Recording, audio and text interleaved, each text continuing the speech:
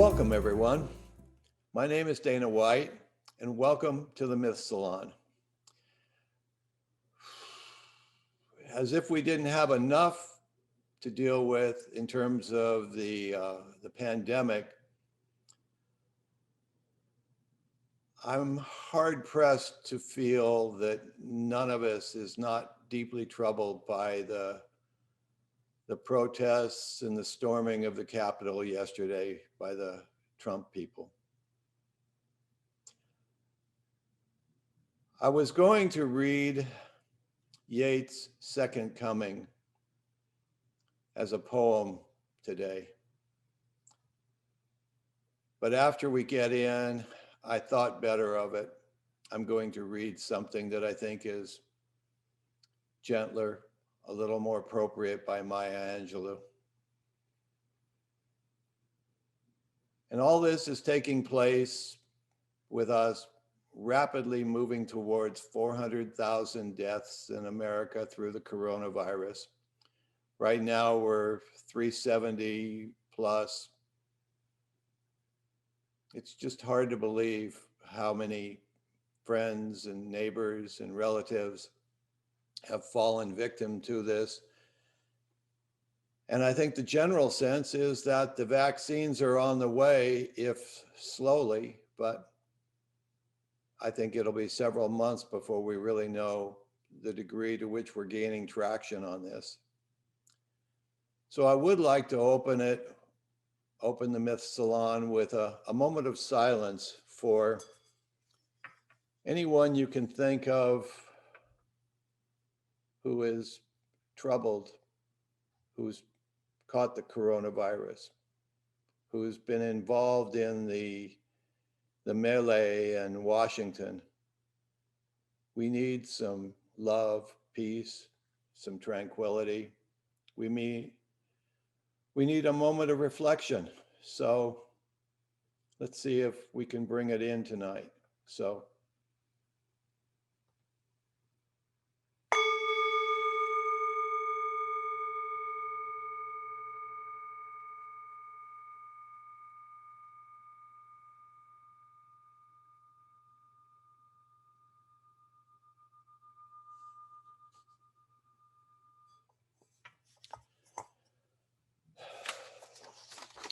Thank you all for being here. I have received any number of just the most wonderful comments from people who have shared the degree to which the community that is the Myth Salon has become part of their worlds. And we're fortunate to have one another, and we're fortunate that the love that we profess and talk and share, it really comes through this community. And I'm deeply grateful for my small role in this, because without all of you, without all of us, this just would be a dream. It wouldn't be a reality.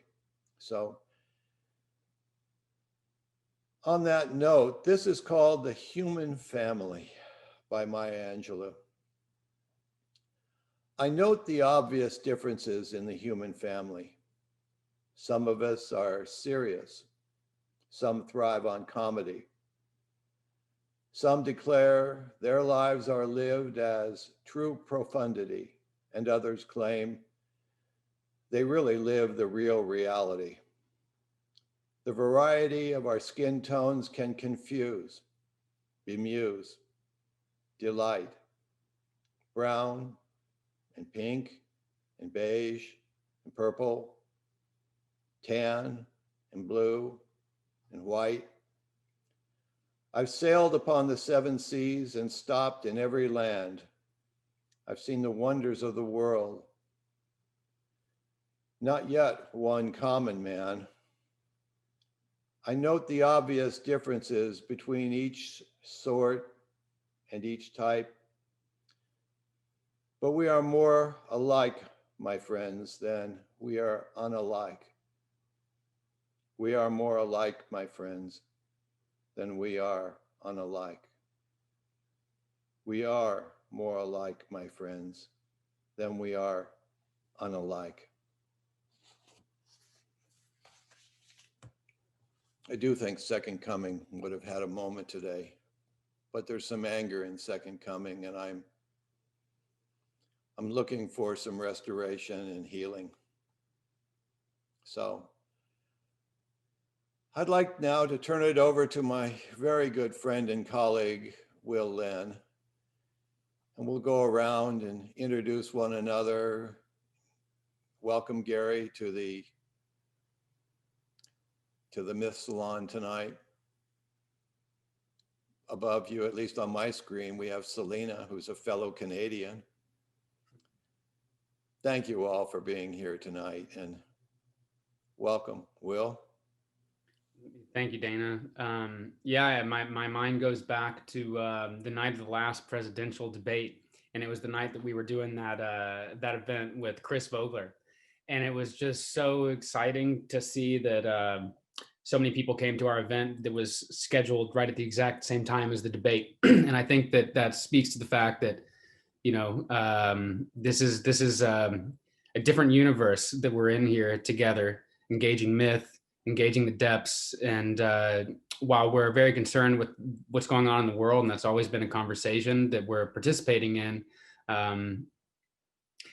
it's nice to be here together, regardless of whatever may be going on out there.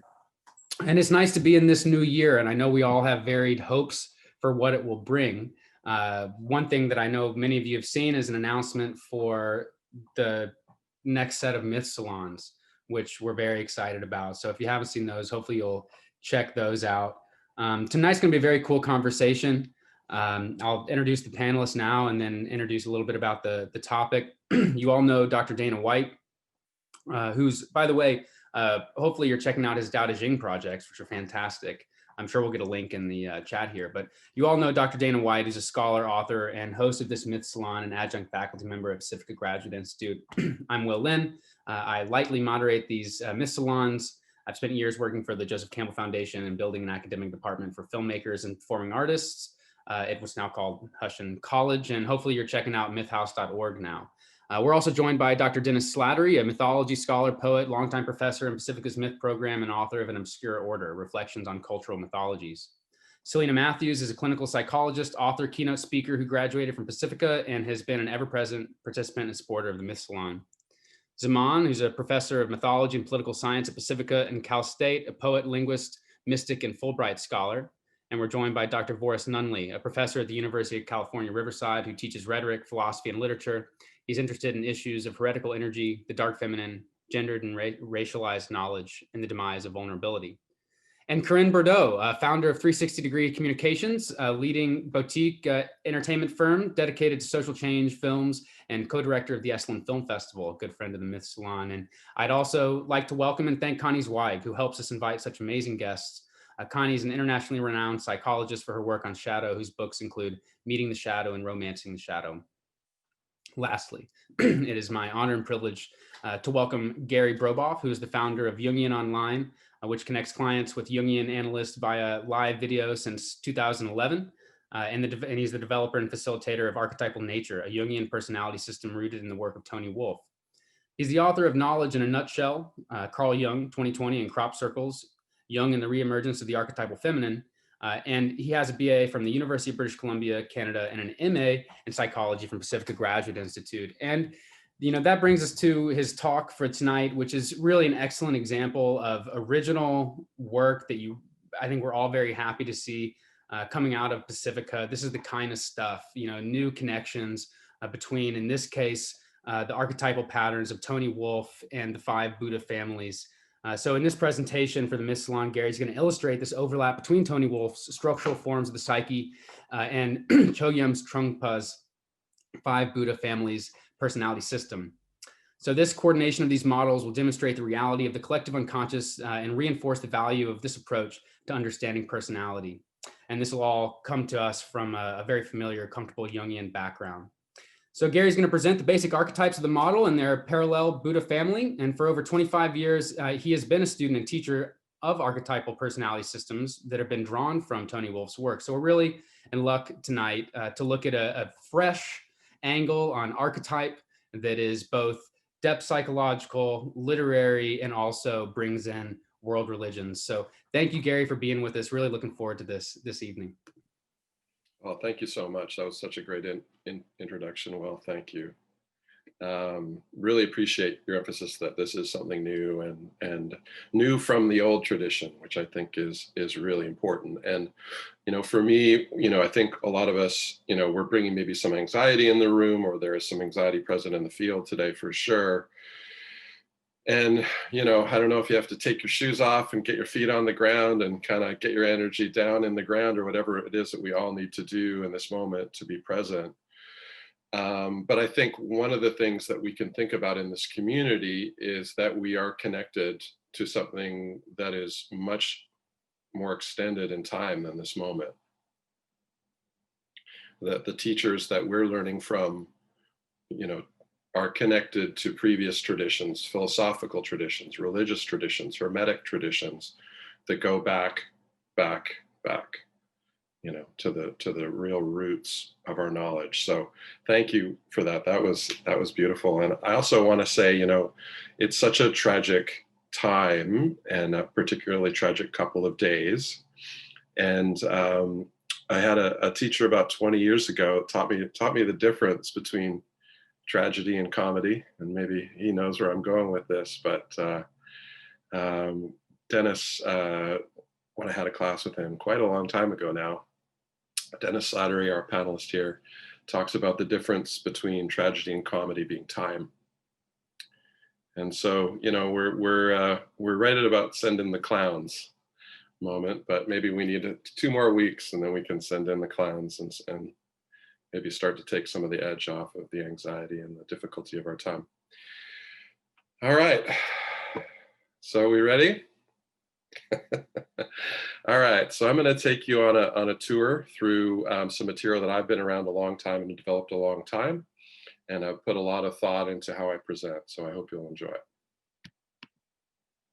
All right, so the site for the work is Archetypal Nature. I'm probably going to rebrand that pretty soon, but for now, if you're interested in it, you can check out archetypalnature.com. Thank you guys for having me. Pleasure to be in such a thoughtful community today. All right, here we go. So you heard my bio from Will there. So I am also a certified administrator of the MBTI, and I do work as a political consultant a little bit, which is really fun, as you'll see from this material. There's the book that just came out in May, which is actually selling really well, which is pretty amazing. So it's part of a series, Knowledge in a Nutshell series.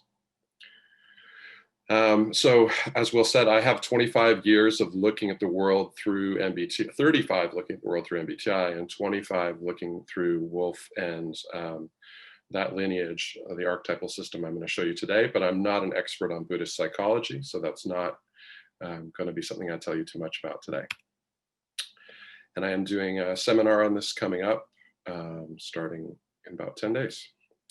So these are models of personality from the collective unconscious. We have Toni Wolff in the early 20th century in Switzerland, and the Tibetan tradition, and both of them have given us models of personality that are very, very similar. And the 5 Buddha families tradition that I'm going to tell you about goes back at least 1,000 years and is cross-national. So you see a little bit of it in Tibet and India and Japan and China. But the primary teacher that brought it to the West, Chögyam Trungpa Rinpoche, who is, of course, the founder of Naropa, and you know, a sort of crazy wisdom, controversial figure in his own right, but certainly delivered this amongst other things to our knowledge. That was passed on from him to Irene, and she's written a couple books, Irene Rockwell, on this material. Also, you'll see tonight some quotes from Waylon Lewis, who's the founder of Elephant Journal, who's very into the 5 Buddha families as well. And their work really helped me see the connection to Toni Wolff's work, which I was already super familiar with, obviously. So Toni died in 1953, born in 1888. As you guys know, very close companion of Jung. You can see that in the new Black books in great detail. And there's a picture of the whole crew. Jung, Emma, Toni. You guys might have heard this here, but doesn't Sigmund Freud look suspiciously tall in this picture? Oh, that's because he's standing on a box and, and Jung is hunched over to further the impression. So, okay. All right. So during Jung's Red Book period, when he's doing that confrontation with the unconscious, it's Toni that's right in there with him, and kind of both his psychic lifeguard and kind of suffering through it herself as well. And Miss Yaffe said that she was Jung's helper in the intellectual penetration of the world of psychic images. When I look at Toni, and a lot of my work, actually, both my first book and this work is a sort of a continuation of Toni, and I didn't really plan that. But, when I look at her, I just see, such depth in those eyes. And I think many of you probably feel the same way. She was the first president of the Zurich Psychological Club, a kind of a precursor to the institutes, as you guys know. And when Psychological Types was being written, from people I've talked to, they talk about Toni being involved in that process and perhaps being the reason that we have the intuitive category in the MBTI and in Psychological Types. And Toni felt something was missing from Psychological Types, and that's why she gave us this archetype system. She called it the structural forms of the feminine psyche when she lectured on it in 1934. And I love that term, structural form. I think that gives a good description of what we're talking about here. A very different idea from many other archetype systems that are out there today, talking about something that is the basis and the ground and primary in psychology,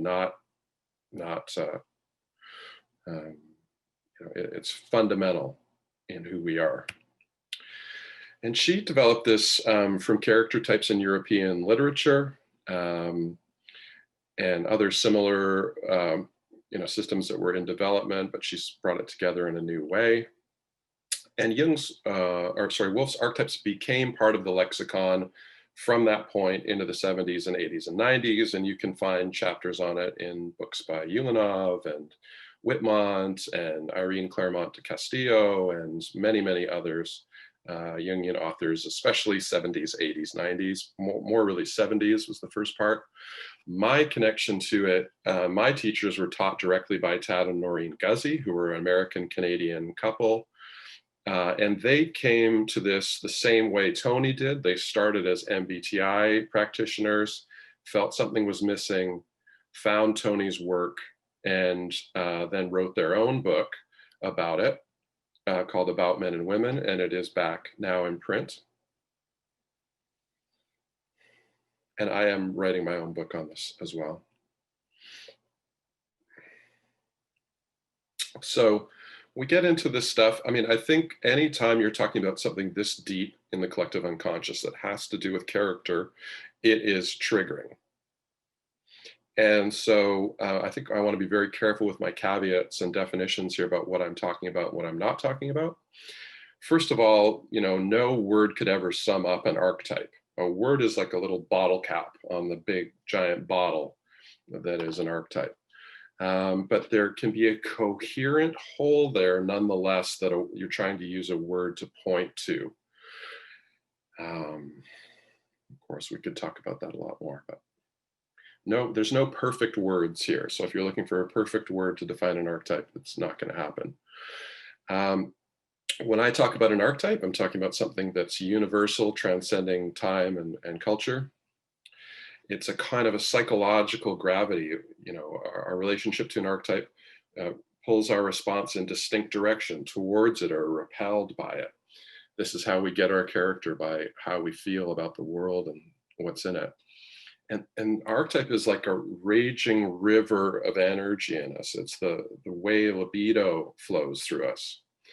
And Jung talked about archetypes as why we build our nest the way we do. And specifically when we get into the particulars of tonight, there's a way that I'm using the term archetype that is more specific from the generalized Jungian usage in which there's thousands of archetypes. here, you know, archetype would really be better served by the term structural forms, but people aren't going to know what I mean when I say that. So there's a more specific meaning here with the word archetype tonight rather than the general Jungian usage. And I love Terence McKenna's description of Jung. He said he provided maps of the unconscious. He was a noetic archaeologist. And that's very much how I feel about Jung as well. He was looking at what is in the psyche, blowing off the dust and trying to see what is actually there. Okay. So my goal tonight is to talk about personality types or personality forms, character structures, not enlightenment. So I'm not going that path here tonight. And that's not particularly my interest in general. So the caveats, so we're going to talk about archetypes here. For example, we're going to talk about mother, father. And for me, that is one archetype, not two. One in the terms, the boundaries of what I'm describing tonight, it's a single archetype and you'll see why. So we're not talking about, you know, we're not saying anything about how anybody should be. There's no bests, there's no right archetype to be. None of these are better than any other. Each have negative, positive, and shadow and mature forms. And each has an important perspective to bring. So this is different from a lot of archetype systems you may have, may be familiar with or may have heard of. And I would really encourage you to have a paper and pen and be ready to make notes and watch your own process here, because the images, the feelings, the responses that come up in you, I would say are real gold for you to work on. And the first time you're exposed to new material, sparks fly in a way they won't other times. So I'd really encourage you to have something ready and be ready to sit with you know, what comes up for you. That's much more important than what I'm delivering. How it hits you is really the magic and the gold here. Okay, so you guys need a breath? Get ready. This is so awesome. Thank you. Really looking forward. Thank you, Will. All right, I'm gonna take a drink. Okay. All right. So I'm going to take you into the models now. So this is the model that Toni gave us. And as you see at the north there, the top of the circle, you have mother.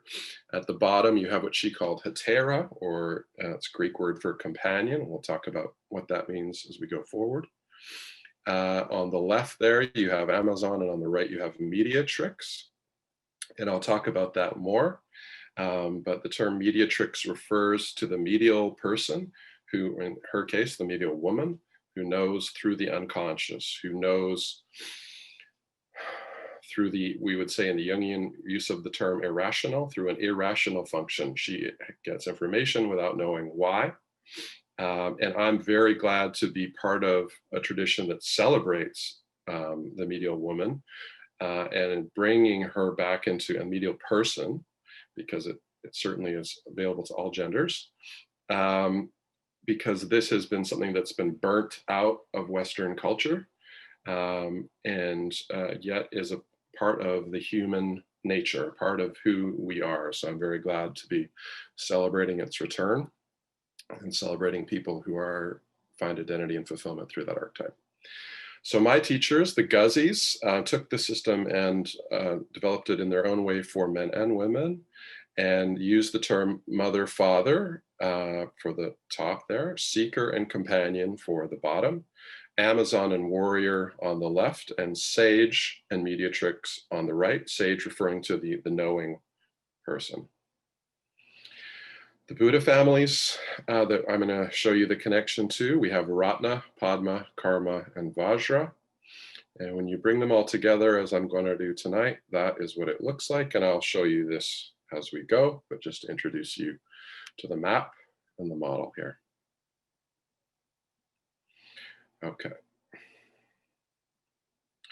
Okay, so I'm going to start with what we call the impersonal axis. Both the warrior Amazon and the sage mediatrix are impersonal archetypes. They're not focused on people. They're focused on the world, understanding the world, or doing in the world, as we shall see. Okay, the symbol for the Karma Buddha family is the sword. The Karma Buddha family is about action.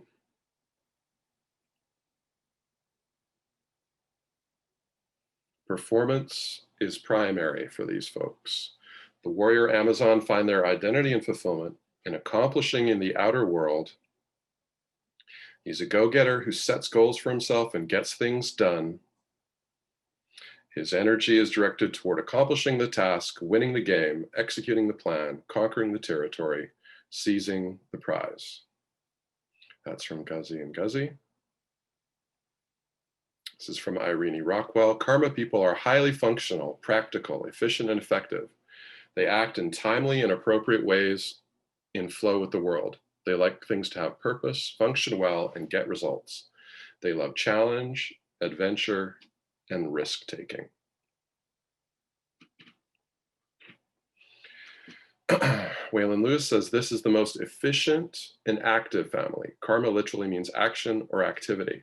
Karma people like things to work, to be functional and timely. They're pragmatic with a tendency toward competition.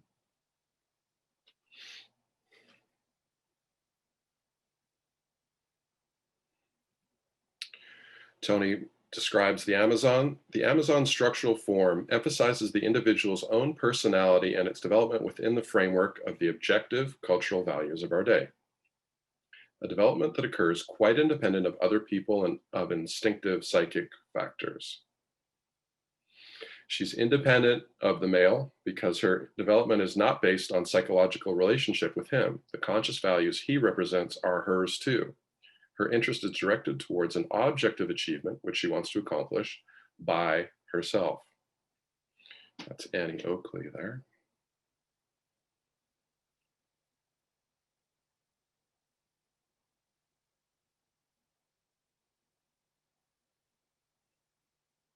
Barbara Koltov says, for this type of woman, doing predominates.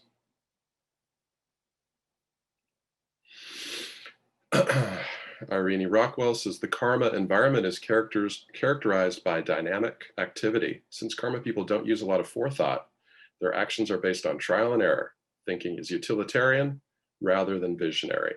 And that's a little taste of the shadow. I'm going to give you hardly any shadow here today, just a little taste. So performance is primary for these folks, right? So there's the best branding ever. Exactly, correctly, the right brand to appeal to warriors. Warriors and Amazons are defined by assertion.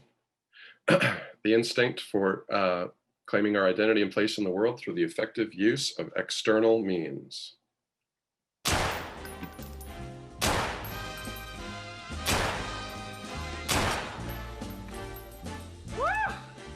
Say, Mrs. Burnham, when you first came here, I thought you would be hopeless. But you're a natural. Well, all I know is I love shooting this gun. American Beauty there.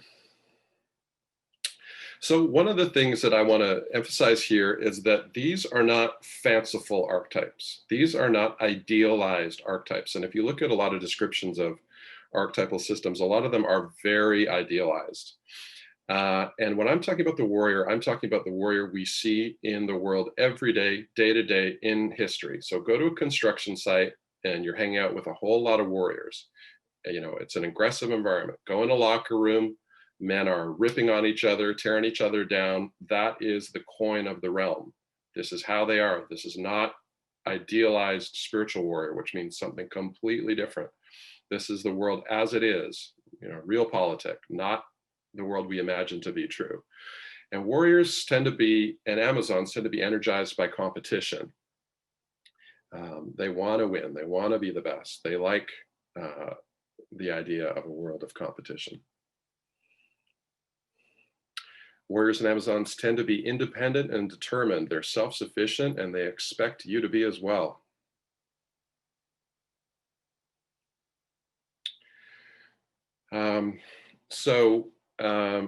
Irene Rockwell says they're confident in their abilities, efficient, effective, appropriate action, and use skillful means.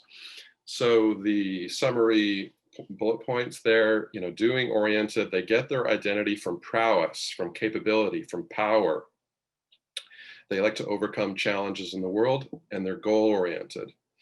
Being the best matters to them. There's some shadow there for you as well. Overly aggressive. Might makes right. For a long time, you got to remember there's a tradition in human culture that morality was associated with victory on the battlefield. Who's telling the truth? The knight that wins in battle. He's the truthful one. That determines moral rightness. So moral rightness, righteousness and correctness were attached to victory on the battlefield. And I'm not saying that's good. I'm saying that is what is. And this is a certain way of being that is simply true in the world. This is a certain kind of people. And of course, there's all kinds of different gradations and variations and combinations of this, but okay. Trungpa says karma is associated with aggression. This is one of the fuels of life, fuels of human society and culture. This is from Glengarry Glen Ross.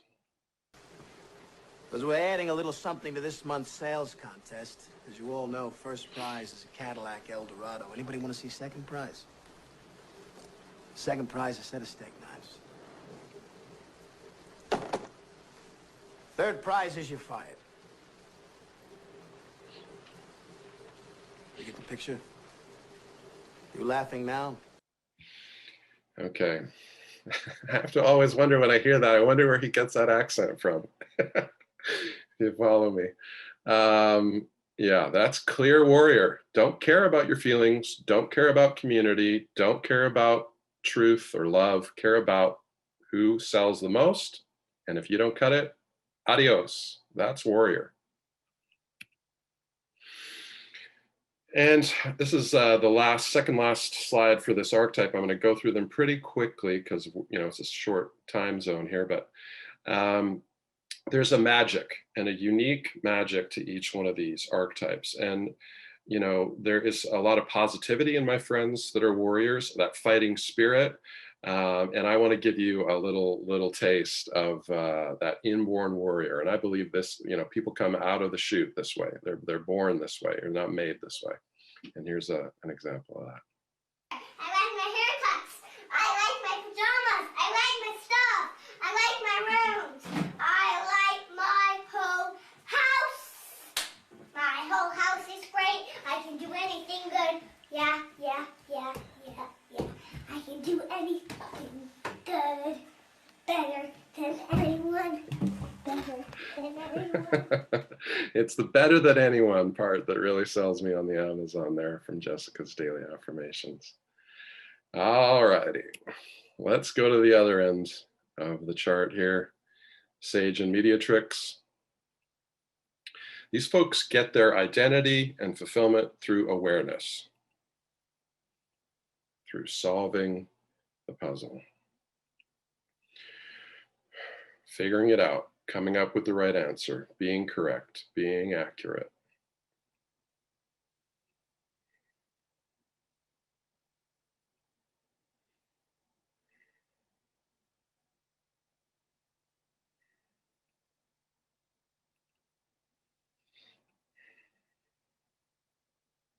Irene Rockwell says they radiate a sense of I know. So in the tradition of the mediatrix, of course, we have the Oracle of Delphi. And of course, she knows through a non-causal, non-rational way, yet nonetheless she knows. This is a part of human experience. Trungpa says a person in the Vajra family knows how to evaluate logically the arguments that are used to explain experience. He can tell whether the logic is true or false.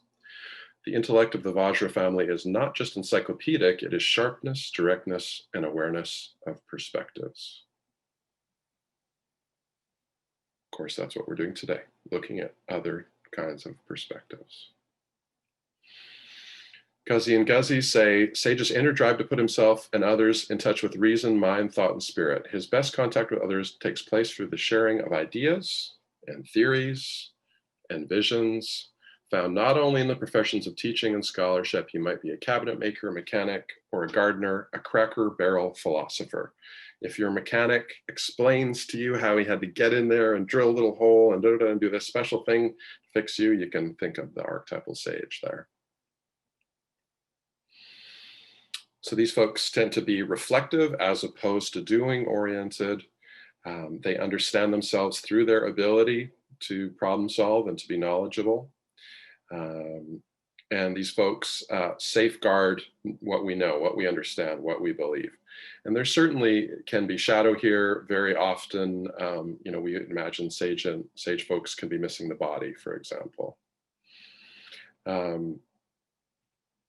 So Rockwell says, Vajras get so caught up in their heads that they neglect their bodies. This is common, right? And we might say, well, some people have a warrior and a sage both, and we'll talk about that a little bit later.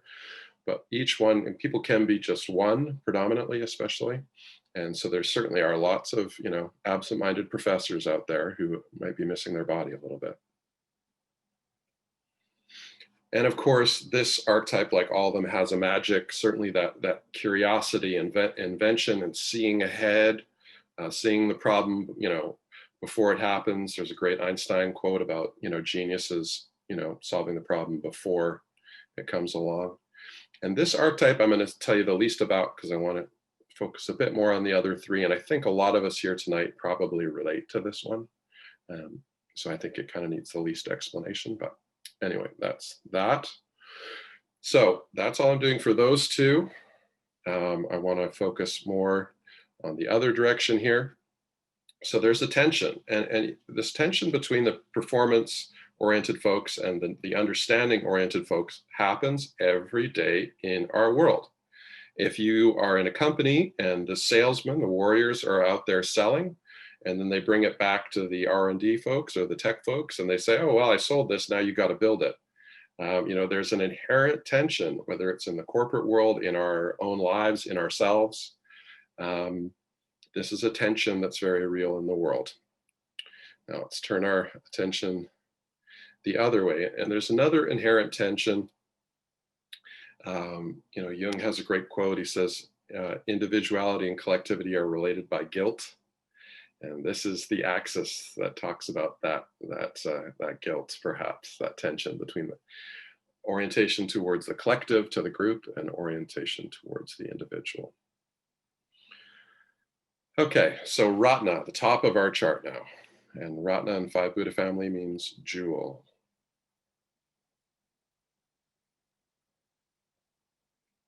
And jewel association to power. So this is mother, father. Trungpa says, ratna is a personal and real sense of expanding ourselves and enriching the environment. It is plentifulness. In the positive expression of the ratna family, the principle of richness is extraordinary. We feel very rich and plentiful, and we extend ourselves to the world. We are extending constantly, like a flood or an earthquake. 75 men have I killed with my own hands in battle. I scatter, I burn my enemies' tents. I take away their flocks and herds. The Turks pay me a golden treasure, yet I am poor, because I am a river to my people. I once worked with someone, and he used to say his expression, I'm sure many of you have heard, that I'm just a bamboo shoot that the money passes through. All right. So this is part of father, part of king, part of focus on collective wealth. Doing for others. Here we have Chief Avril Looking Horse. Mother, father, archetype, ratna, Buddha family people tend to be focused on doing for others. Toni writes, she does not condescend, but finds room for development and security.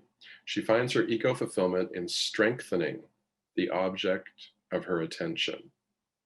And we might immediately, as this image suggests, turn to children.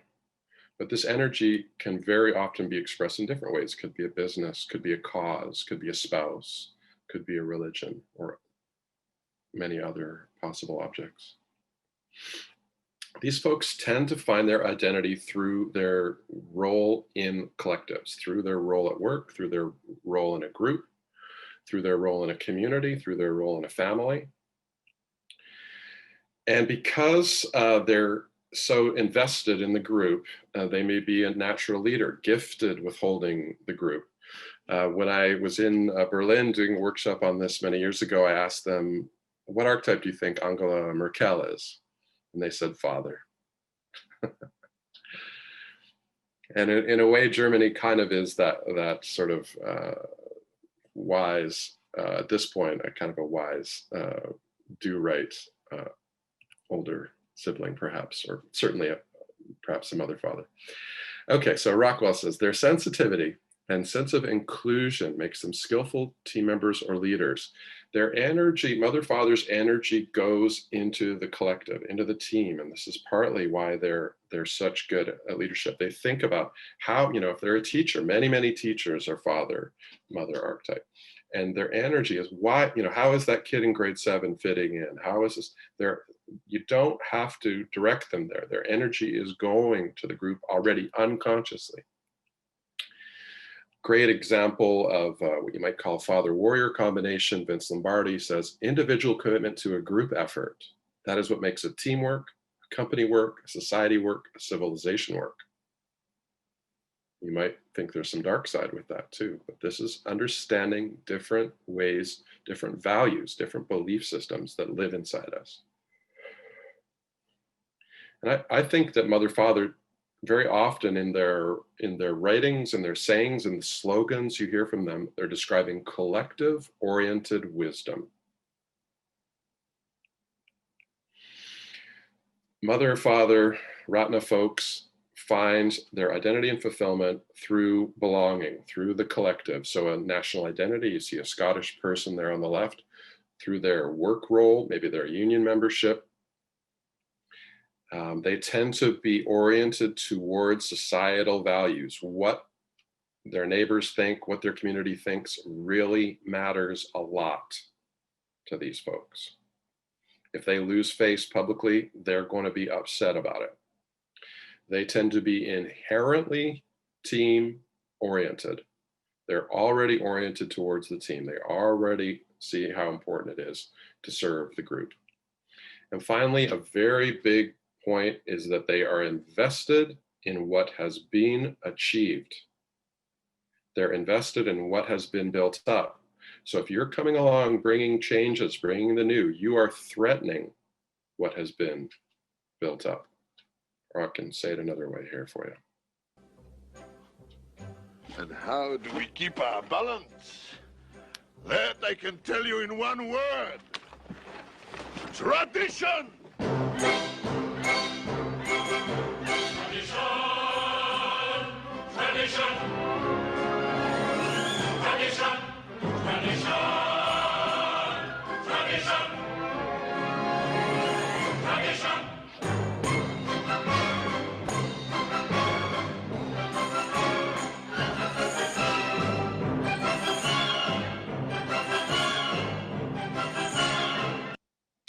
I love that movie. Every time I hear that, tingles all over. So powerful, powerful film. I'm sure many of you feel the same way.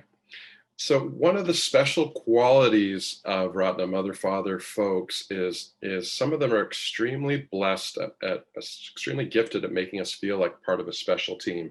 And you'll hear people talk about the king, which is one of the archetypes connected here, as bringing order, generativity, and blessing. Generativity referring to productive construction of systems, productive construction of people, productive orientation of the system. But another piece is blessing, and it's so important. Here you see Patrick Stewart getting knighted by Queen Elizabeth. Blessing, saying to other people, we're so lucky to have you here. There's always a place here for you. We have very few opportunities in our culture for this kind of blessing.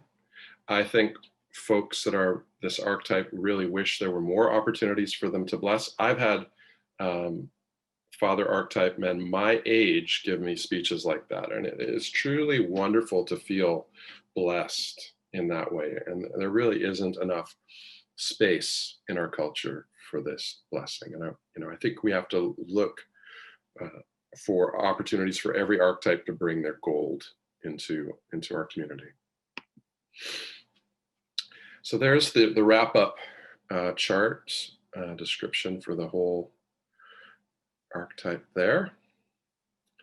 Often the dark side of people that are oriented to doing for control. I do for you, but I expect, so each of this is a tricky thing, and there's light and dark, and they're often connected.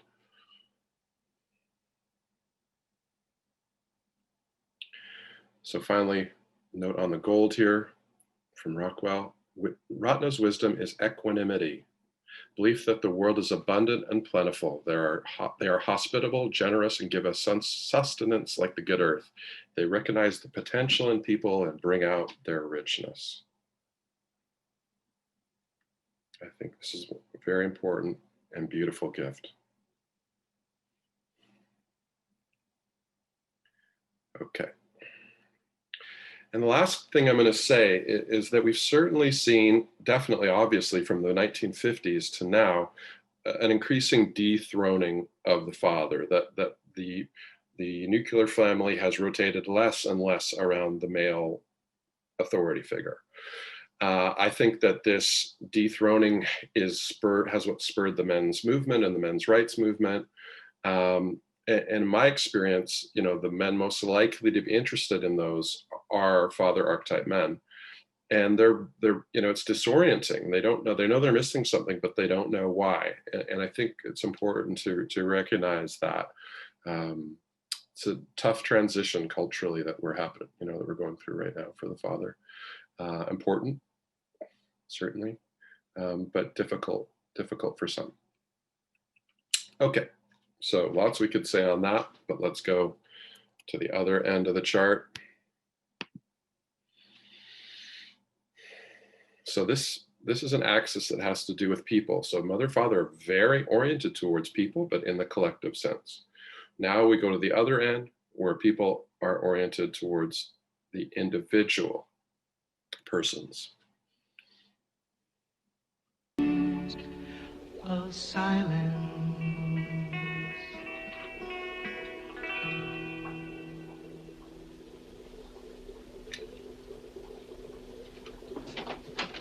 Hey, what's the matter? Guess we're all downstairs, Ben, waiting to see you. Dad, could you explain to them that I have to be alone for a while? These are all our good friends, Ben. Most of them have known you since, well, practically since you were born. What is it, Ben? I'm just... worried? Well... About what? I guess about my future. What about it? I don't know. I want it to be... To be what? Different.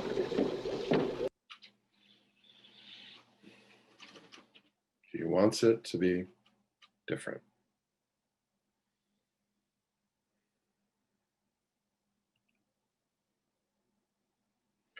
So this archetype of folks introduces the new.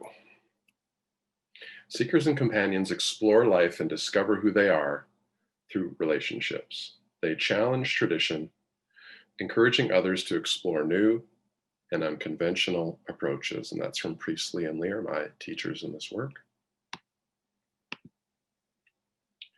So the Buddha family here is Padma, and the archetype is seeker and companion. And of course, this is one of those areas where the words, we can talk about those perhaps in the Q&A a little bit more, but there's no perfect words. So the Padma family described by Rockwell, Padmas have the ability to live outside societal norms because of their naturally unconventional tastes. These folks tend to be one-on-one oriented. They tend to get their identity from intimate relations, from the self, from the new. We'll talk about that more in a second. Individuality and authenticity matter here. And as opposed to mother, father doing for, these folks tend to be defined by doing with.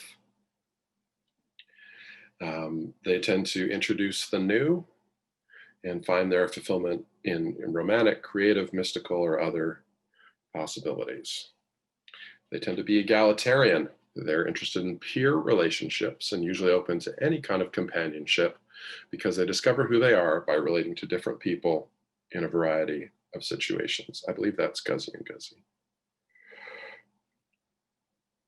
So they get their identity through the one-on-one, through the individual. So the romantic energy, that's Amelie there. These folks tend to be very comfortable in spaces of dating, intimacy, sexuality, authenticity, comfortable with those energies. The whole seeker of who am I, tell me who I am, all this energy in pop music and in the culture about, not knowing who we are. This is all seated right here, because if you're outside of the collective, also personal psychological reasons, I think these folks tend to be on that quest. Who am I? What am I about? Because they're not on the collective bandwagon. And this archetype also can be associated with the muse, with leading the partner into opportunities for growth and development. Rockwell says they delight in intimate connections. They're playful, flirtatious, and seductive. So for me, underneath seeker and companion is both the lover and the child. And that's a difference from many archetypal systems, obviously, but particularly from Moore's king, warrior, magician, lover. So that this is both the lover and the child. And, many of you will know in the Jungian world, we connect the child with the new. The child brings the new, for better or worse. And so I think of both seeker and companion, which is one archetype for all genders, constituted by lover and child. Trungpa says the genuine character of Padma seduction is real openness, a willingness to demonstrate what we have and what we are to the phenomenal world. What we bring to the world is a sense of pleasure, a sense of promise. Okay, this is the archetypal lover. The quality of Padma is like bathing in perfume or jasmine tea. Each time we bathe, we feel refreshed, fantastic. We might say even reborn, as we associate with the divine child. So again, we see the overlap between Toni's system and the Buddha family. Toni says the companion's function is to awaken their partner's individual psychic life and to lead them through and beyond their roles and responsibilities into their total personality.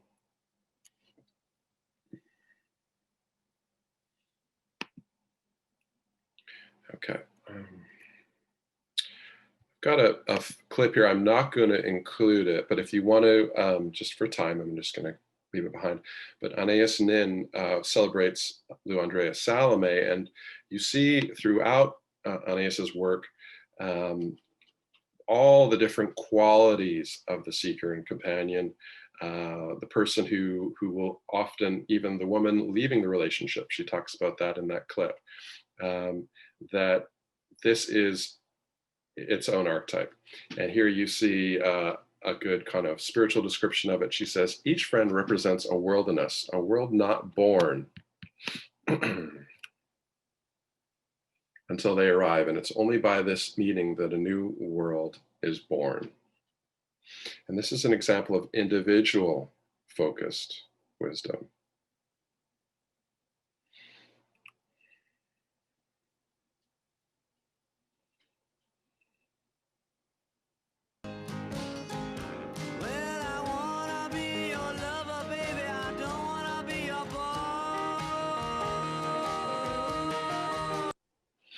Don't want to be your boss. And if you look at, Dylan amongst them, almost every counterculture icon, if you make a chart of all the, countercultural icons in US history, very, very few mother-father types amongst the group. There are probably some, and there certainly are political leaders that are that archetype, but in the icons, the people we use to represent it, we don't see a lot of the opposite. Here's one of those talking about this question. Possible. There was a conscious attempt at experimentation. That's right. There's a water tower on the road to Stinson Beach out in California, Marin County, and this water tower has one word on it. It says "seek." And that sums up who we were. That group of people that started that scene in San Francisco. We were the people who were seeking. So you can think of the 60s and that time in California especially as a sort of archetypal self-naming, self-acceptance, self-recognition. And they're saying, no, we are different. This is who we are. And we like it that way. And Jung backs the idea up that this is a way of being. He says, in every adult there lurks a child, an eternal child, something that is always becoming, is never completed, and calls for unceasing care, attention, and education. That is the part of the personality that wants to develop and become whole. And I think it's important to understand that this is something that is, an eternal character type, that we have these all through history. This is, it blooms and blossoms in different eras and at different times. Oh yeah, I thought we missed something. This one. Oh, okay. So Guzzi and Guzzi write, the seeker describes an authentic way of being, just as legitimate as father or warrior. This archetype is not a stage towards something else. And we can talk about puer-puella complex, and I can show you puer-puella in different places in this chart. So there are some, Jungian voices over time talking about the system that have sort of wanted to equate different things and say, well, this is this and that is that. I can show you a father puer. I can show you the puer in different positions. So we cannot say that this is equivalent with the puer-puella. It may be a relevant complex for a lot of seeker and companion types, but it is not equivalent. And this is a kind of person. That's a German bohemian there from 100 years ago. That this is something eternal in the human character. It might find little pockets where it blossoms more than in other times, but it is not something we grow out of or become something else out of. And we can talk about that more if you'd like in the Q&A. So again, you can see that this points to a real inherent tension in the culture. And again, I'm not telling anybody how they should be. I think all of these have beautiful, valid, good and bad points, but we're not telling anybody how they should be. And you will find other archetypal systems that do that. I think at the core of what we're talking about here is differences in values. So, as opposed to other kinds of systems, I do not believe, we're not describing a choose your own adventure here. It's not pick 3 archetypes and that's you. We're saying you're rooted somewhere, whether you like it or not. And it's not a consumerist, I feel like that, no, you are rooted somewhere. And in my experience in this work, some people find their identity right away, and some people have resistance. The words mother, father, especially, are very loaded, especially in the personal growth world, seen very negatively, generally. People are loath to identify with them in the personal growth world. And I also don't have agendas. We'll talk about maturity and development here, but I don't have agendas about being all of these, that we have to be all these. And you'll hear, for example, Robert L. Moore talk about, well, you have to be all these to be a mature man. I think that's complete nonsense. And usually people are, lying to themselves. I think if you think you're all 4, you're probably, full of crap. Generally, maybe, there are some maybe that are, but, generally there's a lot of people that are pretending that they are because it feels good. The 5 Buddha families, Trungpa says, are quite ordinary. There's nothing divine or extraordinary about them. The basic point is that at the tantric level, people are divided into particular types. We constantly come across people who are partially or completely one of them. The Buddha family describes a person's intrinsic perspective or stance in perceiving the world and working with it. But it's a tradition. And because of our traditions, every one of us knows who he is and what God expects him to do. So I think if we want to look at each of these has a spirituality. Each of these has an attitude and a philosophy towards life. And they point to differing ways that we find identity and fulfillment. And I think what's really important here and valuable is that this shows us inherent tensions that we see in the real world, interpersonally and culturally.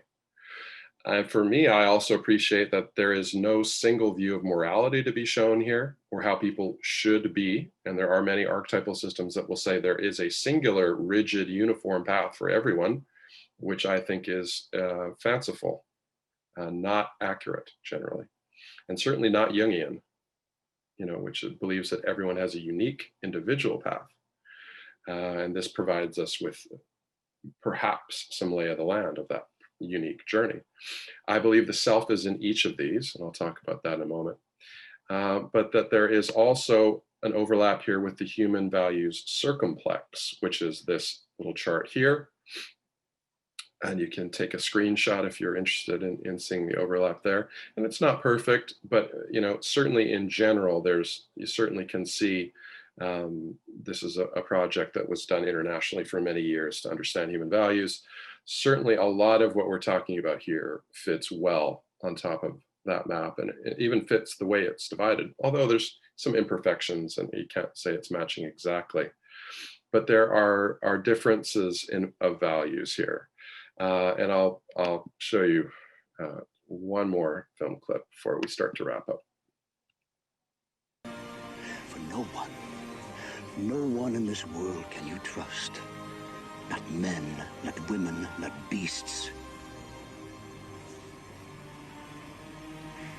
This you can trust. Okay, so this is warrior psychology. I trust power. I trust power, not relationships, not people. That there's both a political viewpoint here, there's a spiritual viewpoint here, there's certainly values that are different from other people's values. And I think that's a very important piece here. So before I wrap up, or as we move towards the end, I just want to talk a bit about some of the questions you might have around maturity. For starters, any psychological type can be any archetype, and I could go into descriptions of what each one looks like, with the different. There are certainly many harder and many easier combinations. I don't think you can make psychological type equal with archetype, and neither did Toni. That's the whole point. Neither did the Guzzies. And MBTI does not match up with 5 Buddha family in the way this does. So in the approach that I use, I think you can generally be anywhere on the outside of the circle. We could also look at it as like there's a primary function and a secondary function and a tertiary and an inferior, if you want to use that model. But for me, I think everyone is somewhere on the outside of the circle. You might have one dominant archetype, you might have two. Again, there's two, there's one. And there might be some that are not foremost for you, and that maybe that's something one needs to work on. But I don't think that our libido completely flips to some other place. I don't think Vince Lombardi, who was Father Warrior, at the end of his life, he was working on his inner seeker sage, or that Jung, who I would see as a sage seeker, I don't think he should have evolved into some warrior king in the last phase of his life. I think those ideas are not realistic. So my model is that you grow where you're planted. Understand what's dominant for you, what is in the background. So you can look across the chart. I certainly am a seeker sage myself. I can look across the chart to Father Warrior and say, what can I learn from that? What are the values I should try to integrate? But if I try and build my house there, if I try and say, this is who I am over there, I'm going to be a very unhappy camper. And that's one of the things that people do in looking at this work, is understand that very often they've been living through a set of values that don't represent who they truly are. I'm against the great man theory, which says that, you have to integrate all these to be a great man. I think that's fanciful. I just don't see that in the world. I think most great people excel in one or two and have to work on the others. People are generally pretty one-sided. We have the vices of our virtues. Everyone has less fluidity in one of these, I would say, for sure. And of course, but I really, as much saying all that, I do let people, take their own view of this material, and we've all, got to wrestle with these things ourselves. So this is my view of the developmental piece here. But I do not believe there's a uniform pathway of growth, as many other archetypal systems suggest. I believe that is absolutely wrong. I don't believe it. I see the self being in each of these. So mother-father is a spiritual path. This is from Nan Savage Healy, her great book on Toni Wolff. She says, they encourage those under their care to expand into their prime, to find their recognized place within society. They stand as the protector of the family and even of civilization itself.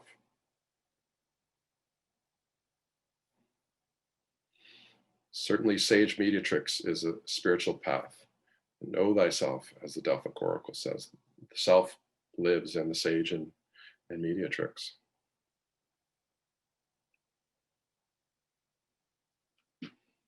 Warrior is a spiritual path. Amazon is a spiritual path.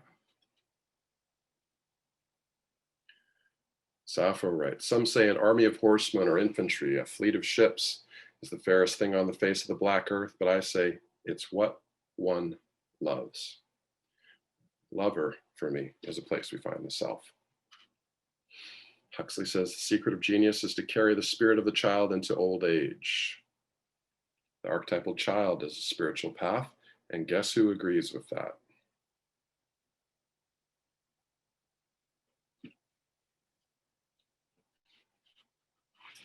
But I had to recognize and accept that my soul is a child and that my God in my soul is a child. C.G. Jung.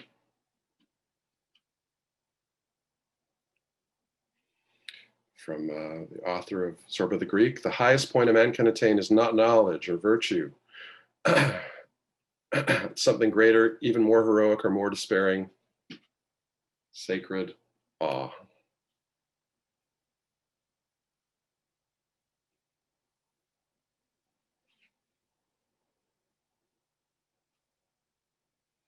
So I think that this offers a helpful model for recognizing and understanding the unconscious structures behind personality and character.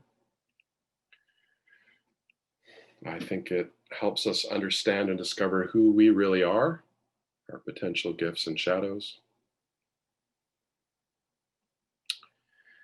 And for understanding, discussing, and accepting, and psychologically projecting less onto others who are different from us. And if you want to get into this more with me, I'm going to do a video seminar starting in 10 days. And I'm going to do some Q&A now. We can watch the Aeneas Nin video at some point if you guys want to. I'm sorry there weren't too many women in the video section, but we can watch Aeneas Nin if we feel like it. So anyway, that's it for me. Thank you for letting me share that with you. Happy Amazing. to do questions. Thank you. Yeah, wow. Amazing. Yeah. And incredibly convincing, just starting first of all with the alignment of the archetypes between the Buddhist system and Toni Wolff. I mean, just little margin for debate there, I thought, and maybe somebody else will say different, but I thought that alignment was really stunning. I'm curious to know what type of people might be more likely to be the type of people that want to see those integrated versus are more willing to accept, being one or the other. I know, call me narcissist all day, but I'm one of those people that's has a very hard time for letting go of being anything. And I think, so I am an assimilator. I'm a comparativist. It's why I did Myth in the first place. I'm curious, if it's not the goal to try and integrate all of them and be the best of all of them, I definitely see, because I get it. You try to do that and you realize, like, in some ways, these archetypes, you're just in a groove. I mean, you're going to be controlling if you're going to be daddy, and it's like, shit, okay. You wonder about that. But if it's not about integrating all of them, is it possible that we at least need to be able to access all of them sometimes? Yeah, so I mean, I think psychologically, we can talk about a symbolic relationship to each one, that there is some inner relatedness, some way that we are not, just unconscious completely about other parts of life. So yes. And for me, the biggest part, and I would say this, I mean, most of the people, majority of people, certainly coming into the personal growth space are seeker, sage, in that zone. I mean, it's absolutely, I've done this many, many, many times all over the world. Those are the most common in the personal growth space because they're interested in personal growth. That's the kind of people who are. Do you think that those people see the father and the parent archetype more angry than nurturing, and that might be part of why they're not engaging the parent archetype as personal growth, as supportive of personal growth? Yes, obviously, and of course, this gets in the land of parental complexes, which, I mean, as Jungians, it's certainly for the people who are maybe newer to the Jungian world, right? It's so seductive to be like, oh, I'm integrating my anima, and I'm doing all this dude, do your parental complexes and then come back and talk to me. Like, the basic Jungian work is parental complexes, not all this, beautiful journey. And your first question there, Will, was the uniformity. So I'll be straight up. I just did a presentation recently attacking Robert L. Moore's work. And I think there's serious problems with that model and system. And I mean, I talk to a lot of Jungian analysts. I run Jungian online. Believe me, I don't hear one person saying anything positive about that system. And so it's like a cousin. So, and I'm a kind of carrier of the lineage. So I have to have those fights and I have to go out there and do it. And one of the things that is very typical of the father is wants uniformity. Everyone should have the same thing. It's like gift giving. The father is, you'd associate it with the T in MBTI. Everyone gets treated the same. That's what's fair, right? So there is a strong desire in the father for uniformity. And I think that's partly, I think, if you look at Robert L. Moore or Jordan Peterson, there are father archetype figures, in the greater Jungian world that maybe don't get that that's who they are. And I think certainly Moore, to me, is a classic father, very interested in men's work and very interested in a system that works and is uniform for all men. And I just don't think that's real. Thank you. And I've got 1,000 follow-up questions, but hopefully we can keep it bouncing around. And by the way, I'm both stoked that you took the full time to really go into it, and really glad that we've got 45 minutes still to bounce it around. Does any other panelist have something they want to jump in with right away? I do. Gary, that was just so marvelous. I couldn't write fast enough. And it's so interesting that you brought up tragedy comedy earlier. So here's not a correlation, but maybe it is a correlation between the genres of literature and types. So I was schooled by a woman by the name of Louise Cowan at the University of Dallas through the PhD. And she had been teaching what she called the genre wheel for 55 years. And it consisted of a very interesting mandala with a lyric at the top.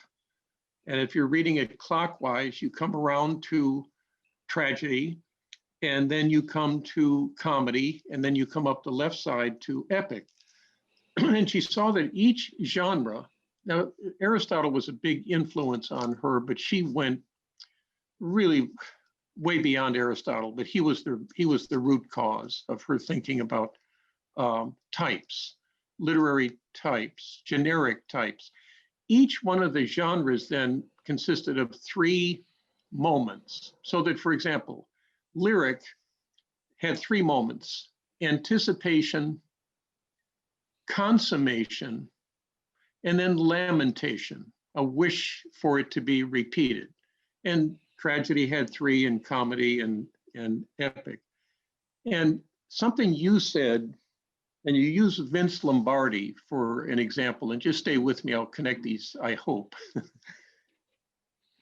Somebody like Vince Lombardi doesn't start off or develop and live out a warrior, and then later in life becomes a seeker. In other words, it's not locked in, but here's what Louise would say about literary genres that's analogous to what you were pointing out. She said, you know, a work of literature is tragic from the get-go. And a work of tragedy never, let's say if it's a play, in the 3rd act begins to flip into the terrain of comedy. No, it remains true to its own generic nature from first to last. So what your presentation has done for me is just spark this whole connection about how can I think about literary genres? How can all of us think about literary genres in terms of what you were presenting? And the other point that Louise made is that all of the genres are included in the genre of epic. So epics contain tragic, comic, and lyric instances or characters, but the epic is never thrown off its game of being an epic. So I don't know, these are just some observations that, for example, then when we read an epic, we're touching base with, I don't know how many different archetypal patterns carried in characters in that epic, in the action. And I think that's one of the great wisdom pieces about reading classics of literature. Not that they're written by a man or a woman, because I think they really are written by androgynous imaginations, but that it allows us to touch base with, and this is a little bit what Will was pointing out, it allows us to feel a resonance of these archetypal patterns and archetypal energies without necessarily being sucked into them, into their vortex. So I'd love for you to respond to that, because I don't have a question. Yeah, I mean, I think that's like a longer conversation that I'd really have to like wrap my head around. But I mean, for me, you know, I certainly pay attention to authors and think about different authors being in different places and very much writing from these different places. You know, I mean, you know, To the Lighthouse by Virginia Woolf, I think is perhaps, you know, at least describing a mother character, if not written from that point of view. And I think a lot of our authors are very clearly writing from different points of view on this wheel, and that's fine. Yeah. Yeah, that's just fine. And you know, we're probably finding audiences that either connect, identify with it, or that feel like they need that in their lives. Yes. Thanks, Gary. That was so stimulating. Just terrific. Thank you. Thank you. Yeah, I'd like to dovetail on that to go into film, because I thought your use of film was so fantastic and so illuminating. And I'd love for you to talk a little bit about that. It really brought it home, of course, many of the points that you were making, but also, would you say you could just go through watch almost any film and identify some of these? Would that be, I mean, you know, outside of maybe a cartoon character, but would that be overstating it? Or talk a little bit about your use of film in your work. Thank you. Yeah. Well, I mean, yes. Thank you. You're welcome. So yeah. So I mean, I literally, for example, I have taught a course where I turn the model on its to what I call the quadrants. So I've taught a whole course where we just go father, warrior, mother, Amazon in film, documentary, history, figures. So Mother Amazon, the Iron Lady, you know, Margaret Thatcher, you know, like, so, you know, John Wayne, right? So we can go around this chart, and I literally have taught whole courses where I just show film and documentary and television examples of showing you these differences, and they're oppositional. So you see different kinds of people. I think if you look at the most popular film and television of all time, you will find Archetype in, you know, lighting it up, Technicolor Archetype, Archie Bunker. Okay, like there's a reason that show is popular. Family Ties from the 80s, for those of you that go that far back, these shows are built on the tension of archetypal tensions because people live those tensions. So let me, yeah, go ahead. Oh, sorry, forgive me. And I know I'm just cherry picking this opportunity to ask you about this. You know, when we teach archetype at Huston College to filmmakers, actors, storytellers, we're teaching them the archetypal sets as potential casts. Model your whole cast around one of these archetypal sets is one of the experiments that we have them all do. And then, you know, put this line in that character and this line in that character. And I wonder if you see that, if you see casts almost configured around these four sets. Yeah, I mean, I think it just echoes just what I said. Like if you know, look at the Lord of the Rings, look at Star Wars, look at, you know, all of the most popular film and television of all time. And I mean, The Wizard of Oz, looking for a brain, looking for a heart, looking for courage. And what's Dorothy's primary dilemma? You know, she's that seeking daughter who's in tension with the home. You know, she wants to go on that journey and she feels guilty about it, right? So I think if you look at all the most popular film and television, they just hammer these right home. And also, if you look at certain film genres, I mean, there are whole movies that are just for warriors and that only warriors want to watch, you know, Fast and Furious, you know, et cetera, et cetera. So this stuff is 100% built into the entertainment world, either consciously or unconsciously. It would be fun to do a follow-up just on this. That's what I was just about to say. Yeah, just on film and television. Yeah. So I would like to expand the conversation into your use of the term tribes and the social political context that we're living in. Mm-hmm. You know, Mike Pence calls his wife mother. He never uses her name, he calls her mother. I am so aware of that the mother-father pattern is in my shadow. I didn't have kids, I didn't want to have kids. You know, my psychodynamics are not necessary to go into here, but I'm so aware that that's my least developed archetypal pattern. And I'm wondering if you could talk about, and it was interesting to me that you used tradition with that pattern in Tevye. You know, I love that movie so much, but when I hear tradition, I just want to scream. I want to burn down the walls of tradition. So there's like, there's a sense of, I can see myself in all the other three patterns. I can see how my life has unfolded early on as a warrior and always as a seeker and now as a sage. But this one that's in the shadow also seems key. And I get that you don't want to equate it to inferior function and say that it's developmentally necessary. I get that.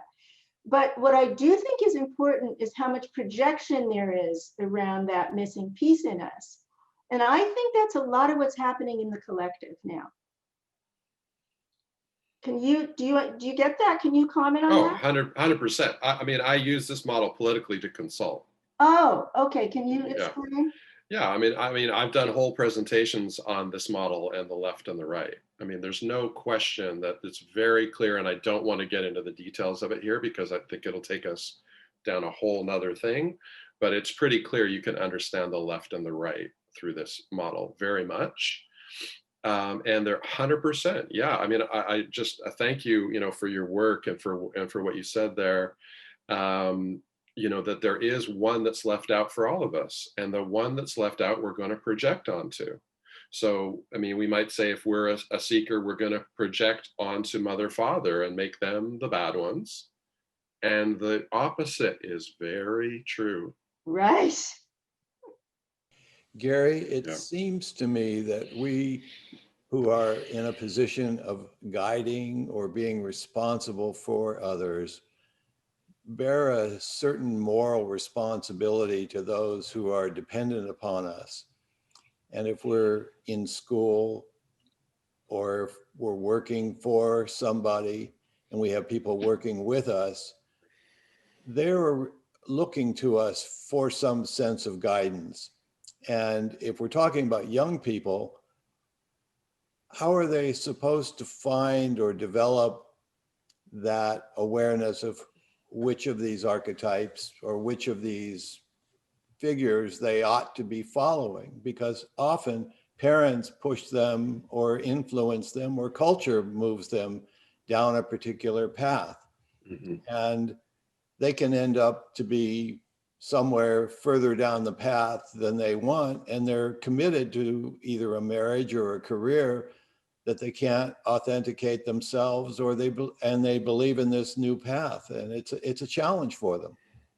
So how do we get through that? Yeah, I mean, I think, I think I understand partly what you're saying. Part of what comes up for me with that is that there are people that are looking for an authority figure. Okay, so I don't, I mean, like Connie, my least connected would be father warrior for me. Just I put it smack dab in the middle between the two. And I'm not really particularly interested in being an authority figure. So, I mean, I'm happy to have a following, I'm happy to be successful, but when people are starting to say this is the gospel, then I get, it's like Life of Brian. I start getting very uncomfortable. So that's not who I am, but boy, are there people that need that and want that.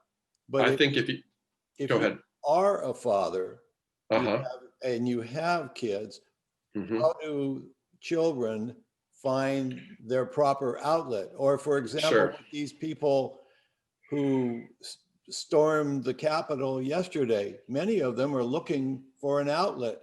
And sadly, the outlet that they found was terrorizing the country. Sure.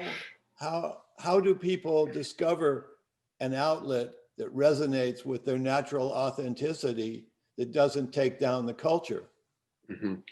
Yeah, I mean, I can't necessarily answer the second half, but the first half, for example, I mean, I think there's a tremendous thirst amongst young men over the last 20, 30, 40 years for father energy. Certainly as we have more divorces and all that, there's a tremendous number of men that are looking for father energy. And I think that's why Jordan Peterson in particular is as popular as he is.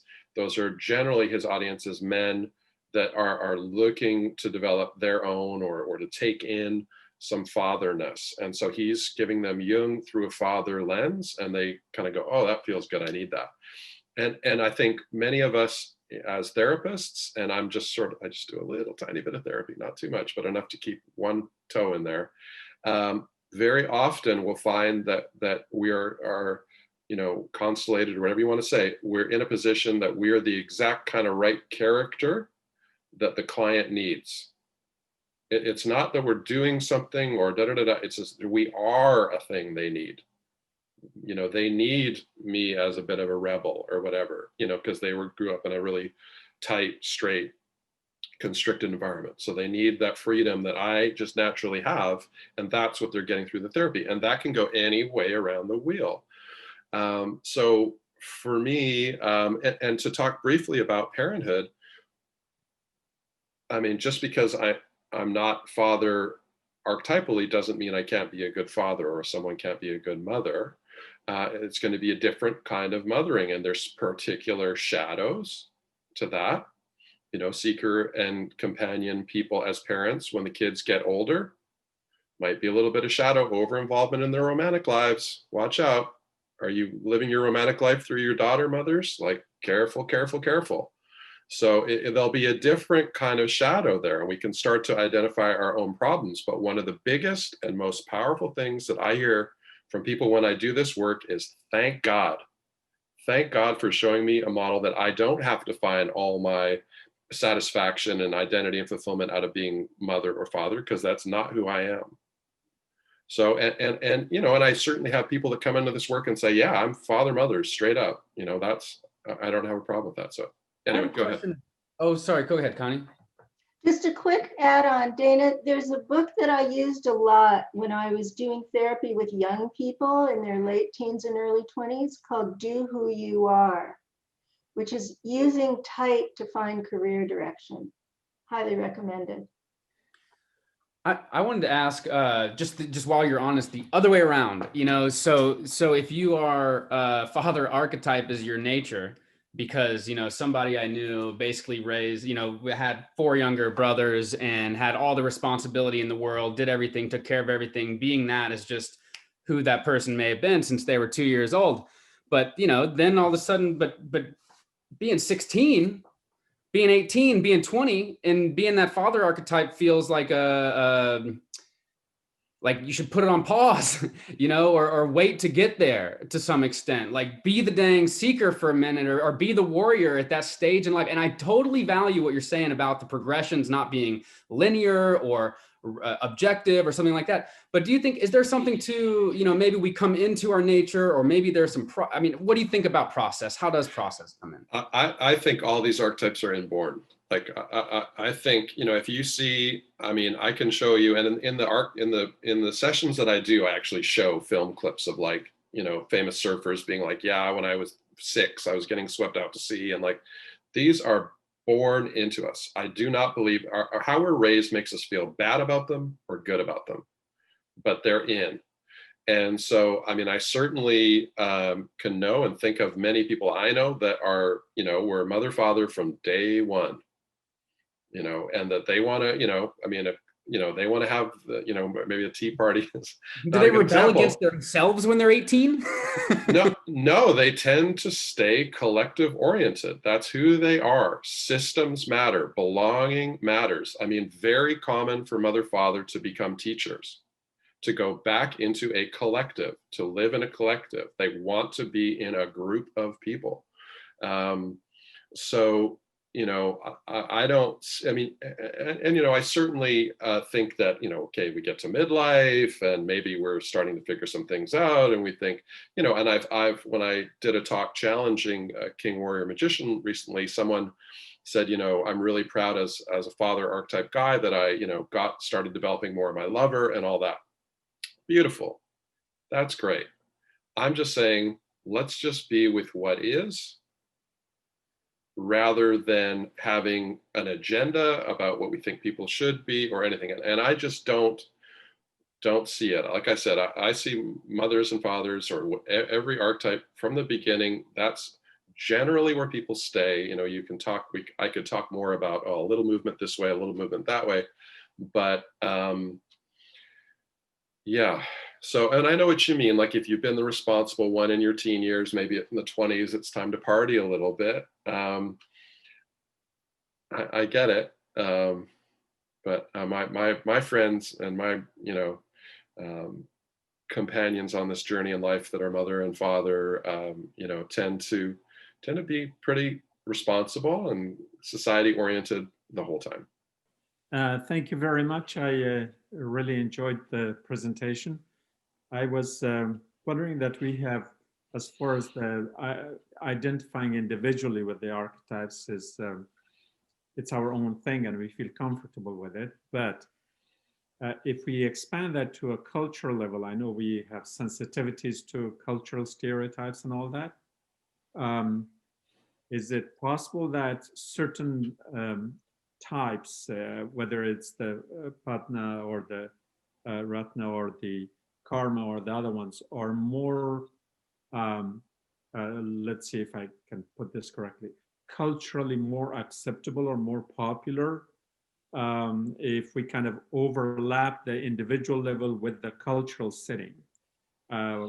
Certainly we identify certain cultures as warrior cultures, where one particular type might be more popular.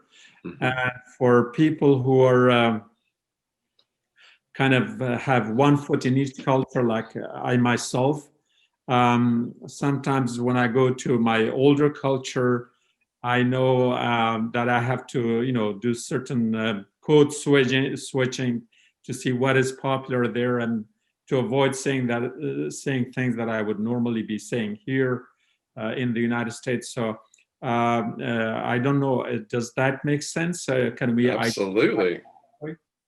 Absolutely. Thank you. That's a brilliant question. And I would say there are so many ways that that's true. I mean, I have friends who have done this work with me for years. And a great example from one of them, she was talking to a friend in the supermarket, and she realized she had to change archetypes in the conversation in order to connect in that conversation. So you can, understanding this stuff, you can find, oh, I need to language this differently. Seeker companions very often don't even understand that there are spaces and places you walk into that are very, very heavily full of taboos, full of think you're supposed to do this, you're not supposed to do that, very mother, father, ratna spaces that are strongly defined with you do this, you don't do that. And, as a seeker companion, I'm very often just like, oh, the fool card, just like, whoa, oblivious to all that, right? And there are people that live in that. That's all they care about is the totem pole. And oh, you broke that. Oh, back to square zero. You broke the taboo. So there's the interpersonal and then there's countries, cultures, groups. Now I could say, okay, America generally X and Y. These archetypes. But if you go to San Francisco versus Dallas, versus different parts, there are different archetypal emphasis, and I think people sort themselves archetypally.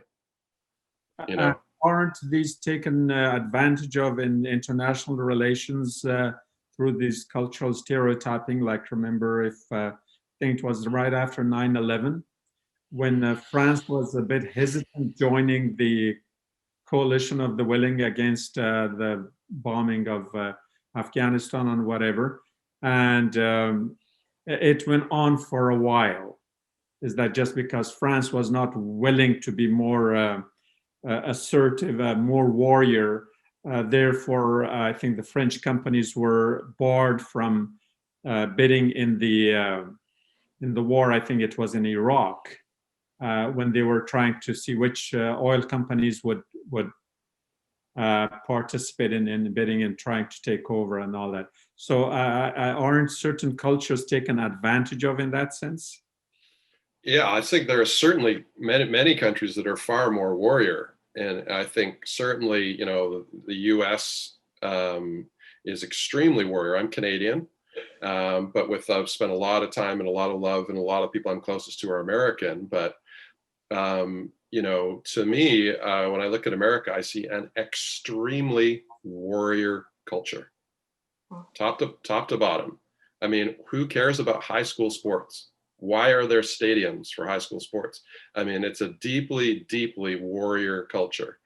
And another country that didn't go along with the Iraq War was Canada. And I certainly think there are, like you can think of Europe as being perhaps in general more seeker companion-y, than the States. There are certainly, Russia and the UK are both also sort of father warrior like the US. Gary, that was just a fascinating presentation. I just loved it.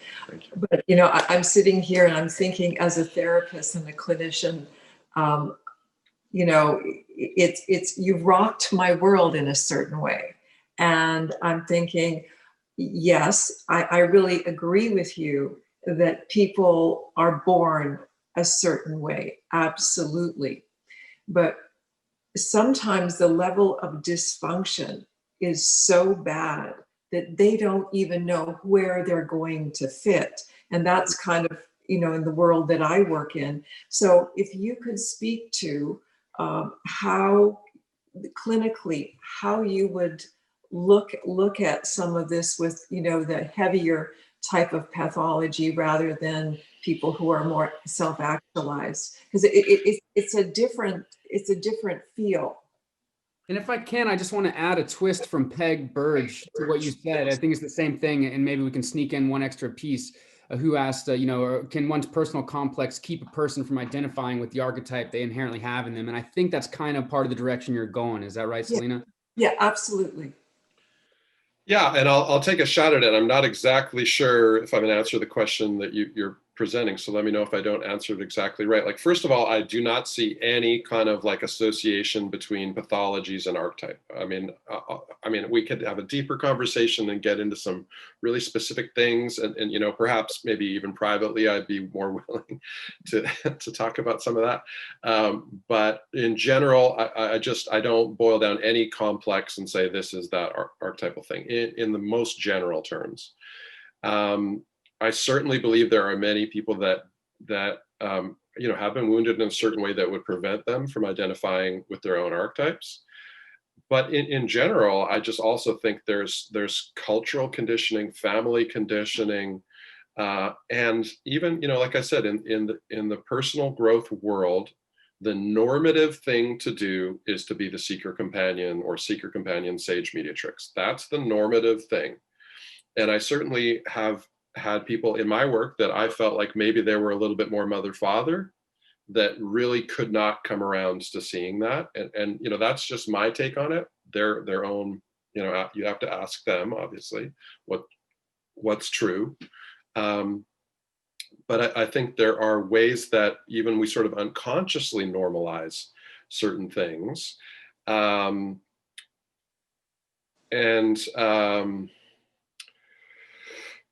So, you know, I think there's all kinds of blocks that are sometimes unconscious. And like I said, I see some people that like right away, for me, I mean, obviously Seeker Sage, I was so lit up the first time that I saw this material. Like I knew this is what I wanted to talk about for the rest of my life. So, you know, and it's held true for 25 years. So, there's many, many different ways. And I think it's just, you know, I think it's really important. And I hope I've gained some wisdom, you know, doing workshops for, you know, at least 10 years, probably 15 on this stuff. And I'm not super dogmatic. I actually won't dialogue and say, people will say, well, what archetype do you think I am? I don't do that anymore. I think each person really has to just go with their own process. And, you know, you might at one point think, okay, I'm over here. And then over time, very commonly, people will come back to me and go, oh, I thought I was over here. And now 6 months or a year or 2 years later, I think I'm really here. And so am I answering your question at all? Yeah. So what you're saying is that when people have a lot more dysfunction, it's harder to find where they authentically are, but that the goal would be to find their authenticity and the place that they were planted. And sometimes it's harder to find that. It takes the time, is what I'm hearing you say. That's probably dead on. Yeah, it may be, or it may not be. Like trauma might block us, or it might not. Well, don't you think, Selina, that there are levels of development within each of these archetypes, just like there are in the types? You know, you can be a very high functioning intuitive and a very low functioning intuitive. So it would seem to me you could be a high functioning mother, father, and a low functioning. So some of it is like the gradations of development within the archetypal pattern. Cool, right. Yeah, I certainly believe that. And I certainly know many very mature, high functioning father archetype and mother archetype folks who look very different from, as you might say, lower functioning, or in any archetype, right? At any level of lower development, the archetype will look cartoony. Yeah. Cool. Thank you. You did answer. Okay, good. Good. Thank you. Oh, hello, Gary. Hi. I really appreciate the presentation. It gave me quite a bit of food for thought. So it was very challenging, and I appreciate that. Thank you. And I'm pretty much down with what you're talking about.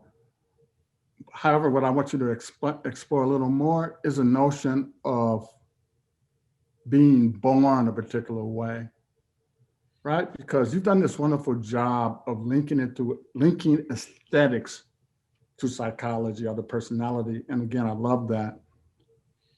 But to be born with it reeks of a kind of biological-ism that many people resist. And then and notice, I'm on your team. So I'm actually asking you these questions so you can explain it, right? And then aesthetically, it seems to be drawing up on a very Aristotelian notion of ideal forms. And I know that's not what you're arguing. So could you explain more to me and the audience what you mean by being born with? Yeah, I think that there's a character structure that we're simply born into. I mean, some children are come out and they're warriors and they're kinetic and they're scrambling around, and some kids are reflective and held back and sagacious. And nobody, this is in the same family, right? In the exact same environment, you can have a warrior kid and a sage kid, and all these different combinations. So I personally, and I understand what you mean, because there is sort of the edge of a cultural conflict or discussion that's poked at here. And I think it's a cultural conflict that the Jungian world has not really had, but is there, that is, I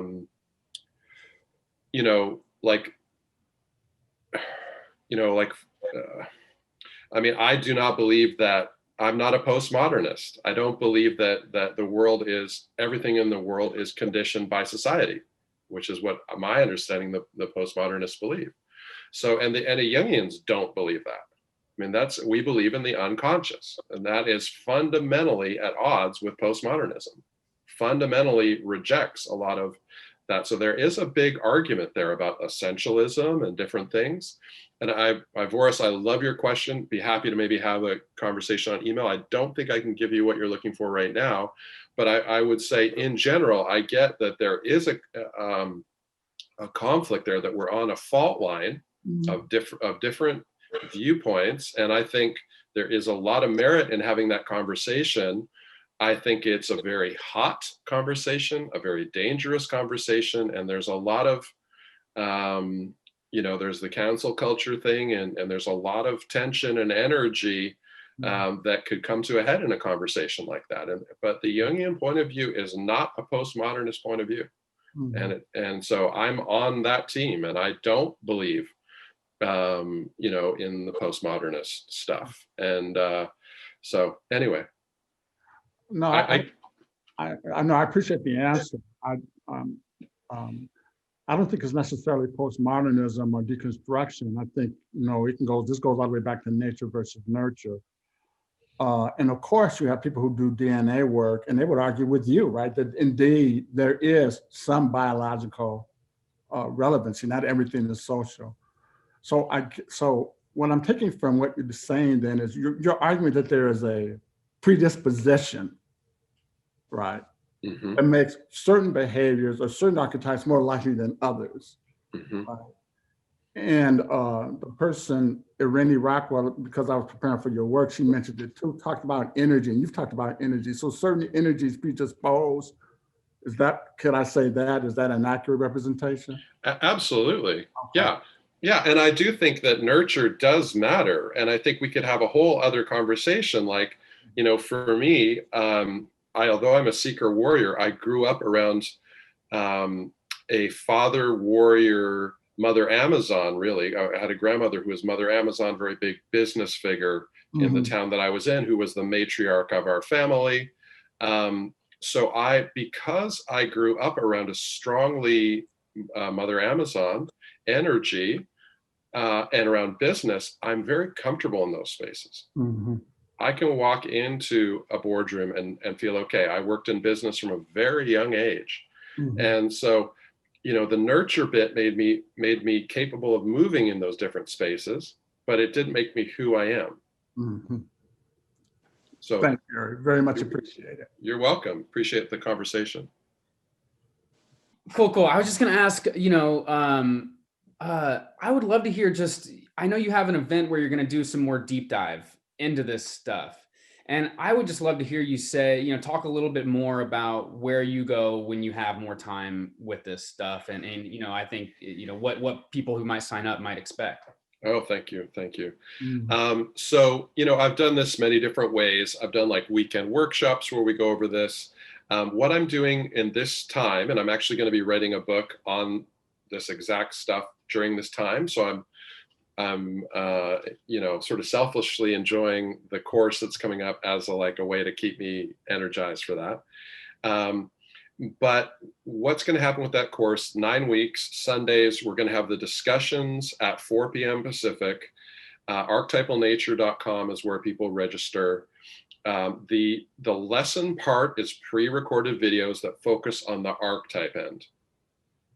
So there you really get you get, you know, an hour or 90 minutes on every one of these archetypes of me just delivering what I just did, but more. So more videos, more film, more, you know, everything I pulled it's in there, right? So we'll do, you know, the first is an intro week, and then mother, father, warrior, we talk about the oppositions. Guess what? People tend to be attracted to the opposite. If you're hetero, the opposite gender. The relationships between these archetypes was one of the things I was wondering if. Sure. We tend to be attracted to, you know, again, if we're hetero, we tend to be attracted to the opposite and the opposite gender, and dislike same gender, opposite archetype people. So, you know, we can talk about the oppositions, we can talk about families, we can talk about children, relationship, very different mating dances. If you don't know the Amazon mating dance,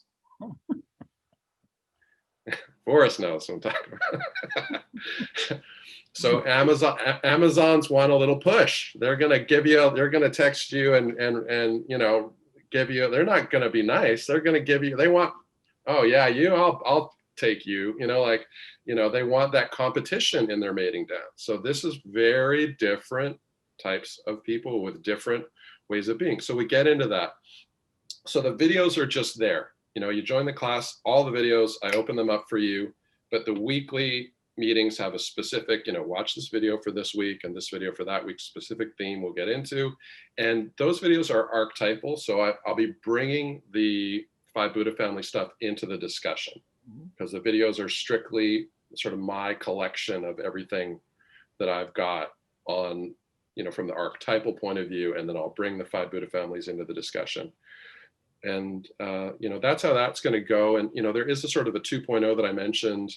I like to also later on in the year, I may do it again, where I look, just like I said, I'll just do father warrior, mother Amazon. What is that? And we'll just do a whole, you know, 2 hours on that, and then the next, and then the next. So that's for a later offering. But for this, you just get the basics, which I think is what, you know, what we're talking about here. Gary, I've got one more little red herring to throw in here. Okay. Have you ever incorporated any perspectives on sibling birth order? It's funny, I was thinking about that today. So there certainly is a stereotypical kind of like, you know, you might think firstborn more likely to be father or mother, right? So there's a stereotypical associations there, yeah. Well, and there are assumptions that if you are a firstborn, and I am, and Will, aren't you firstborn? I mean, there's just, and Connie, and Selina. Yeah, me too. And Vorris. I mean, and you, I mean, are these coincidences? But there are assumptions that firstborns have about reality. It's just you assume that things are going to be a certain way, that you step off the curb and the ground will rise up to meet you and things like that. And I just compare that with other siblings that I have, and I grew up in a family of 5. There was a guy named Sulliway who wrote a book called Born to Rebel. But I just think it plays into this, that even if we are inhabited with some archetype that awakens our authenticity, how we happen to fit into that communal family matrix that we were born into plays out and gives us an awful lot of bearing on who it is that we might ultimately evolve into as a person. Yeah, I don't, I don't make any direct associations and between birth order and archetype, but I think there are stereotypical assumptions about it. But one of the things that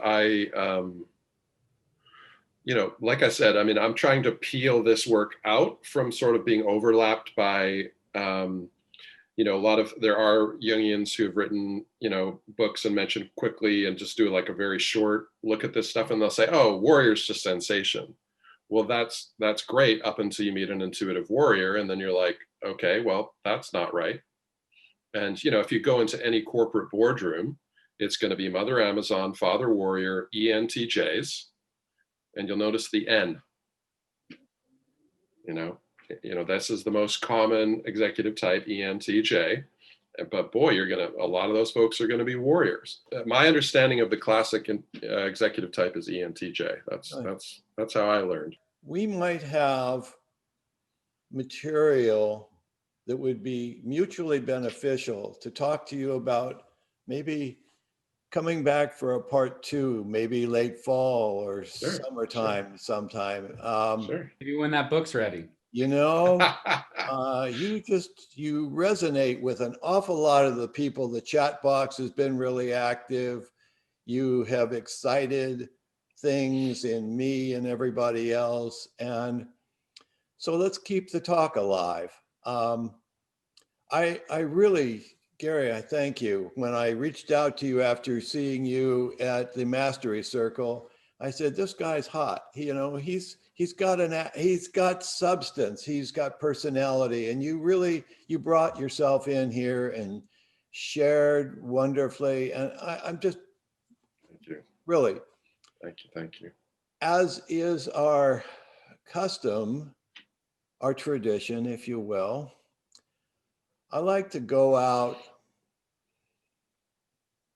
in a kind of a somber sort of way. I like to ring the singing bowl again, and we're continuing. I don't want to lose our grounding and think of this as a privileged esoteric salon where we're not grounded in the real world. But in the course of the couple hours, we just lost a few hundred more people. And that to me is just an absolute tragedy. But I don't want us to lose sight of that. So with all of the people, I just would like us to go out with a moment of silence, think about who is meaningful and sacred in your lives. Thank you.